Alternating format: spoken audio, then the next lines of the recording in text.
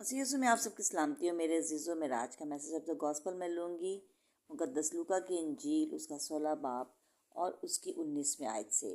یہاں پہ ایک واقعہ ہے دولت مند آدمی اور ایک غریب آدمی لازر کا۔ ایک دولت مند تھا اور جرگوانی اور مہین کپڑے پہنتا، ہر روز خوشی مناتا، شان و شوکت سے رہتا تھا، اور ایک لازر نام ایک غریب ناسوروں سے بھرا ہوا اس کے دروازے پر ڈالا گیا تھا۔ اسے روز آرزو کی تھی دولت مند کی میز سے گرے ہوئے ٹکڑوں سے اپنا پیٹ بھرے، بلکہ کتے بھی آ کر اس کے ناسور چاٹتے تھے۔ تو میرے عزیزوں، یہ واقعہ ہم سب نے پڑھا، ہم سب نے سنا کئی بار، متعدد بار۔ اب اس میں یہاں پہ لکھا ہوا ہے کہ وہ دونوں مر گئے، ٹھیک ہے، وہ غریب آدمی میں مر گیا اور فرشتوں نے لے جا کر اس کو ابراہیم یعنی باپ ابراہیم کی گود میں پہنچا دیا۔ دولت مند بھی ہوا اور دفن ہوا، اور اسے عالم ارواح کے درمیان عذاب میں مبتلا ہو کر اپنی آنکھیں اٹھائیں۔ مطلب اس کو فرشتوں نے باپ ابراہیم کی گود میں یعنی جنت میں پہنچا دیا، اور اس کو عالم ارواح کے درمیان عذاب میں مبتلا کر دیا۔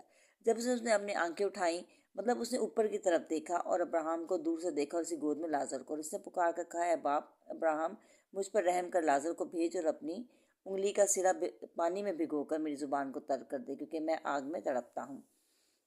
تو میرے عزیزوں، یہاں پر دیکھیں، ہم سب نے یہ واقعہ دیکھا، اور اس کے بعد ہم دیکھتے ہیں کہ وہ ابراہیم کہتا ہے کہ نہیں بیٹا، یہاں جو زندگی ہے، تم اپنی اچھی جو چیزیں تھیں اپنی زندگی میں لے چکے، اور لازر بری چیزیں لے چکا تھا، اب وہ تسلی پاتا ہے اور تو تڑپتا ہے۔ اچھا، اب یہاں پہ دیکھیں کہ ہم کہتے ہیں کہ وہ امیر تھا، شاید اس لیے دوزخ میں گیا۔ نہیں میرے عزیزوں، امیر ہونا خداوند کی طرف سے بھی ہے، کیونکہ خداوند کے بائبل میں لکھا ہے کہ جو ہے نا، وہ خداوند کی جو برکت ہے وہ دولت بخشتی ہے اور اس میں دکھ نہیں ملاتا۔ اب اس کا قصور کیا تھا کہ وہ اس میں گیا؟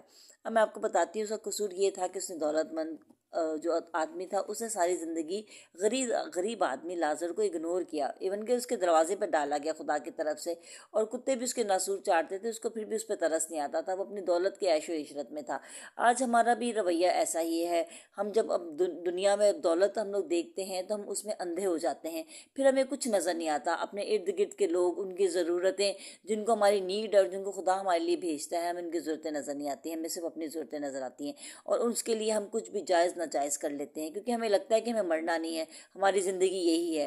اب یہاں پہ وہ مرنے کے بعد جو ہے نا، وہ دوزخ میں ڈالا گیا اور تڑپتا ہے، اور کہتا ہے، ریکویسٹ کرتا ہے کہ میرے باقی بھائی بھی ہیں، اگر میں عذاب میں ہوں تو وہ بھی میرے جیسے سیم زندگی گزار رہے ہیں، اگنورنس والی، دولت والی، عیش و عشرت والی، خدا کو بھولنے والی، غریبوں کو بھولنے والی، اپنی آخرت کو بھولنے والی۔ تو خدا آپ کسی کو بھیجیں تاکہ وہ بھی یہ زندگی نہ گزاریں۔ تو خدا نے کہا، جو انبیاء ہیں آپ ان کی نہیں سنتے، آپ ان کی نہیں مانتے، بائبل مقدس میں جو لکھا ہے ہم اس کی نہیں مانتے، بعد میں ہم ریکویسٹ کرتے ہیں۔ تو میرے عزیزوں، ہم اپنی زندگی میں ایسے اعمال کرنے ہیں جو ہماری آخرت میں بھی خزانہ